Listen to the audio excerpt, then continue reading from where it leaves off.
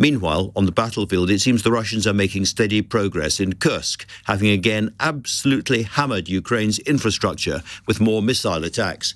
Now, is that because the Americans paused the sharing of intelligence that Ukraine depends upon? Earlier today, President Trump suggested the US had just about lifted that suspension, though quite what just about means is still unclear. Let's hear now from Robert Wilkie. He was Veterans Secretary in the first Trump administration and Undersecretary of State for Defense before that. Does he think that Trump's comment about lifting the suspension means we're back to business as usual?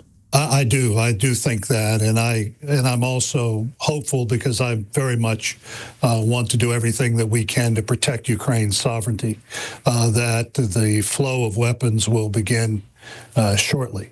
But I do think after this little pause and the forcing both sides to come to the table, it's actually not so much a Trump pattern, but it's a pattern that's played out throughout American history.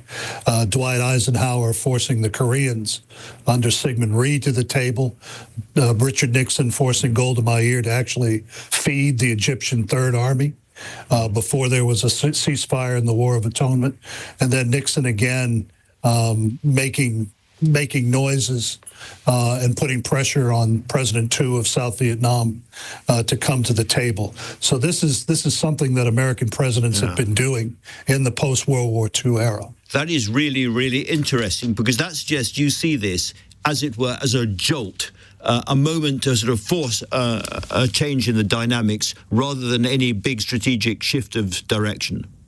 Absolutely. And I think it has served its purpose. And the one strategic mistake that Mr. Putin has made, which actually accelerated the comments that the president made on Air Force One yesterday, was another brazen attack on civilians and civilian infrastructure. I think that awakened some in the White House, and it's the United States that holds all the tools here, both economic and military. The last thing Vladimir Putin wants to do is to return to the first Trump administration, when his economy was broken by sanctions and low price for oil. He pegged his economy to $100 a barrel. When Trump finally unleashes the energy power of the United States, we're going to see oil come back down again.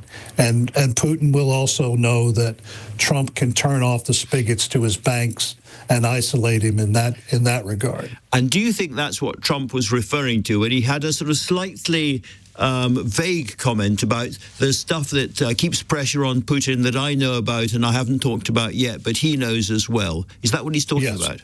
He is, and you know, most people don't remember, and I was in the Pentagon at the time, that when Putin got too close to American troops in the Syrian desert and refused a request to pull back, Trump ordered a massive attack on Russian forces in Syria and killed 300 of Putin's men. So Trump is on record, not with Russian collusion, but actually bringing Putin to heel to the extent which he did not move on Ukraine during the first Trump administration.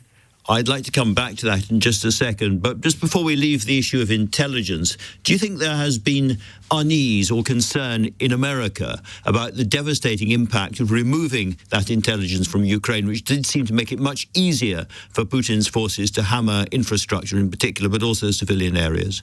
Well, I think the more prescient or more prevailing notion in America was the stoppage of arms in transit through Poland. I don't know that many Americans had a grasp on the value of battlefield intelligence, but they certainly can understand the kinetic power that was being stopped at the Polish border before entering Ukraine. Now, as someone who's spent a lifetime in the military, I know a week's loss of intelligence on a stagnant battlefield, as the battlefield is now for the most part, except what we're seeing in Kursk, is not going to change the balance of power. If it goes on much longer, then maybe Britain and France could fill in the gap, but that's not clear either. So I guess a more general question. We've seen there's obviously been problems in the relationship between Zelensky and Trump. But in terms of America more generally, is your sense that your country is still rooting for Ukraine? I think so. I mean, the natural American tendency has always been to root for the underdog, be it on the sports field or in international relations. That's been part of our DNA for almost 250 years now. And I hope that is the case. That is still the case. Well, that is very good to hear. Turning to the Riyadh negotiations just getting underway, we really haven't heard anything much from Russia yet about whether they really want to end the conflict, and if so, how they would start to do it. What do you think we need to hear from them? Is it around this idea of an air and sea pause before anything else? Well, I think so. I mean, any time, and certainly Britain, through its long history, has been through these moments. The most famous, of course, being the adjustment of lines near the end of the Great War in World War II, that those things happen prior to a ceasefire, prior to the signing of a formal agreement. But the messages Trump has sent, again, is to remind the Russians that they don't have many levers that they can pull. And I think Trump is never given credit for understanding the different elements of American power that can be unleashed. In this case, it's economic, it's energy, and it's also military. Well, the whole world is watching and waiting. Mr. Wilkie, thank you very much indeed for talking to me.